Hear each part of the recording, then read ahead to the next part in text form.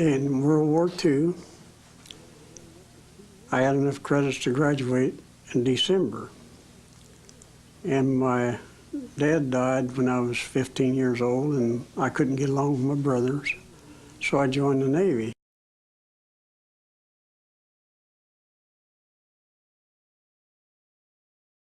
So when it got dark, the planes was so thick, they would just come out, drop their bombs, go back.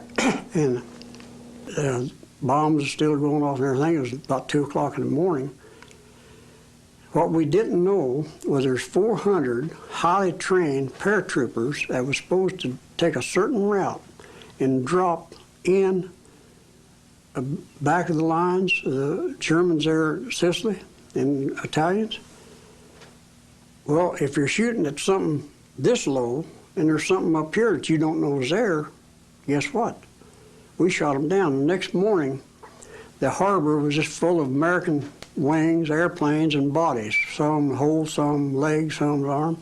Well, because our ship was, the tracks were probably 4 foot out of the water where the mines went off, we got the duty of going around in all of our boats and taking boat hooks and fishing up whatever we could find, putting it in the ship on a mine and lay it up and down them tracks for 2 days before the Army could establish a beachhead to take them over on Sicily to bury them.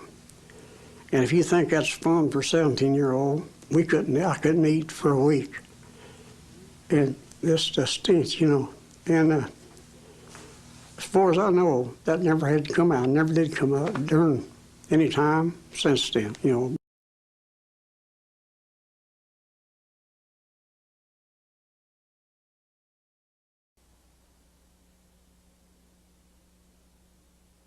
When I was still on the cargo, net cargo thing, we laid torpedo mines in the Pacific Ocean, and there was so many islands and so many different things. I don't remember right exactly which island it was we laid torpedo nets, but we was on our way back to Pearl Harbor. And there was a lot of Japanese planes coming over dropping bombs, Zeros. And we had a lot of American fighter planes, and they'd have dogfights. Well, to us, it was fascinating to see all them fighter planes up there doing dogfights, and then the Zeros would hit the ocean and boom, you know, it'd blow up. Well, this one Japanese Zero, they missed.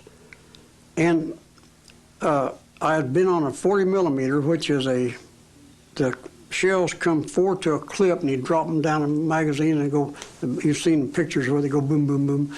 Well, I was on the starboard back quarter for probably 8-10 months. We had 3 on each side, port and starboard. Well, ours was putting out more ammunition than any of the rest of them for anti-aircraft gun. So the gunnery officer moved me up to the port bow to try to get more ammunition out. Well, I hadn't been up there probably 2 days, and here I'd been in this one for months back on the stern. And this Japanese suicide plane came right in, went in that gun mount, went down 2 decks, killed a doctor and killed 38 people. Well, you knew then that you was in safe hands. Somebody's watching out for you.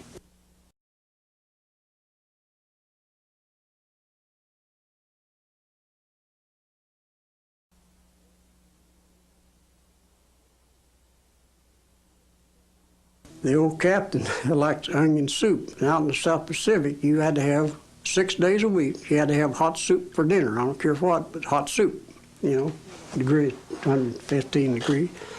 So his favorite was onion soup. I forget what kind of soup was that day, vegetable or something, but anyway, that was good. And so he sent word back, it was good. So the next time onion soup, I found an onion, and that thing was the biggest onion I'd ever saw. Well, I chopped up my onions for the soup, but I poked a hole through the middle of this onion. I took a big heavy fish cord, run through that, tied it in the onion, and you had a pipe railing that went across so nobody get burned on it, and tied this string to this pipe. And I was over in the other part of the galley. I knew I saw him coming down thing, and I just goes over. I was real busy, you know, and he comes through.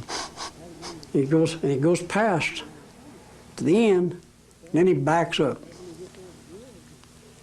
He pulls this onion out, and he never did say another word the whole time I was out there about the onion soup. That cured him.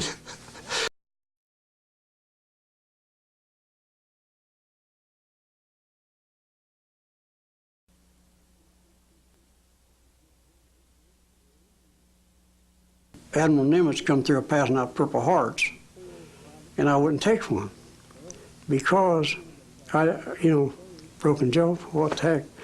So he said, well, how about pitching a game of horseshoes? Okay.